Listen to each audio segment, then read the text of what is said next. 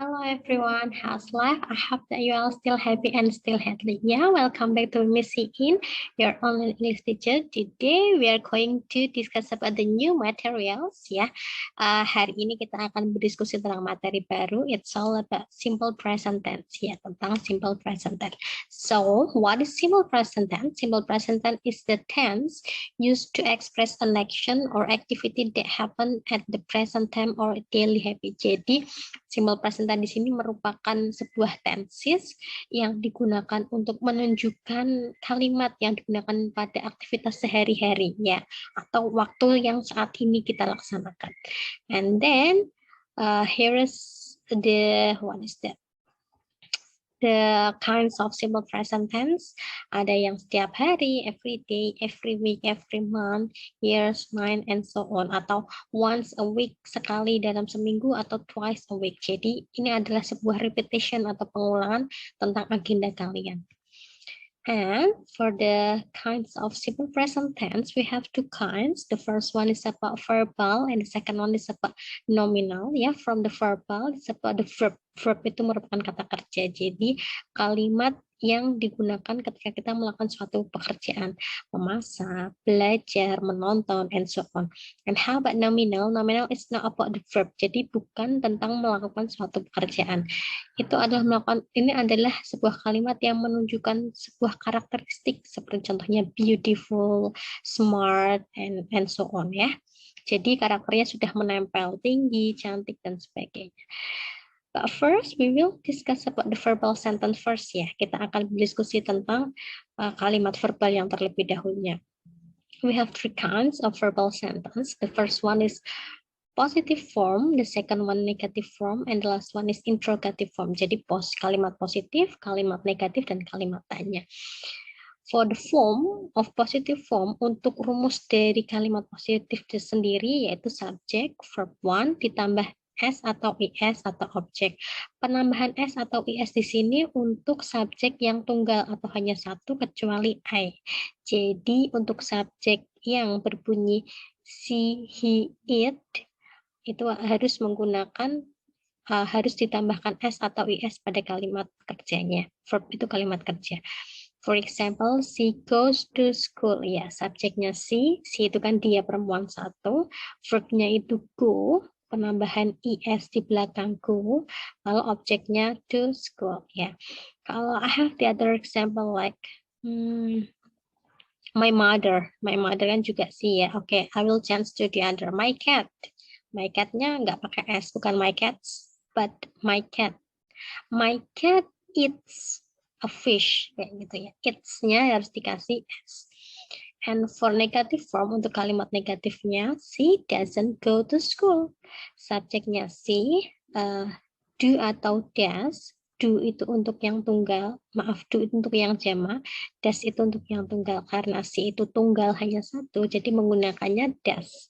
She does, and then plus not, plus verb one-nya go, tidak ditambah IS, and then plus to school. She does not go to school. Ya.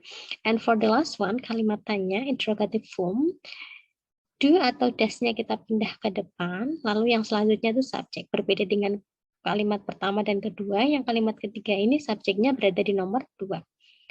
Does she go to school? Ya. Does itu untuk yang tunggal she ya. Jadi does she go to school, bukan does they go to school. Kalau they kan mereka berjumlah banyak, jamak berarti menggunakannya do. I will give the example for the day ya, untuk kalimat yang jamak ya.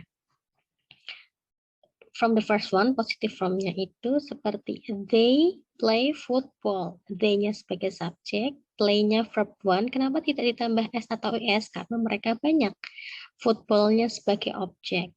Untuk negative formnya, they do not play football. Jadi mereka tidak bermain sepak bola. Untuk apa kalimat tanyanya, interrogative formnya, do they play football? Seperti itu. Apakah mereka bermain sepak bola? Oke ya. Oke, there are several.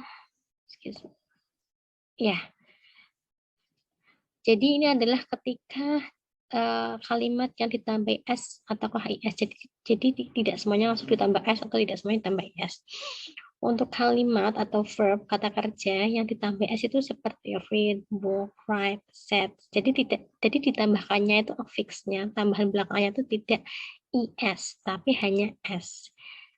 Dan sedangkan untuk huruf kata kerja yang huruf akhirannya berakhiran z, o, s, h, x, z ini harus ditambahkannya is. Teach menjadi teachers, reach menjadi reaches. Nah, bagaimana cara kita mengetahuinya, Miss? Ini harus dihafalkan kurang lebih seperti itu ya. And for the last one, ya, kalau belakangnya Y atau Y dalam bahasa Indonesia, itu kan pronounce-nya menjadi I, menjadi I, seperti cry, carry, fly, itu tidak ditambahkan, itu ditambahkannya IS, tapi Y-nya atau Y-nya kita rubah menjadi I atau I. Jadi cries, carries, flies, studies, bukan CRYES ya, bukan CRYES, bukan cries menggunakan Y, tapi cries menggunakan I, menangis, seperti itu.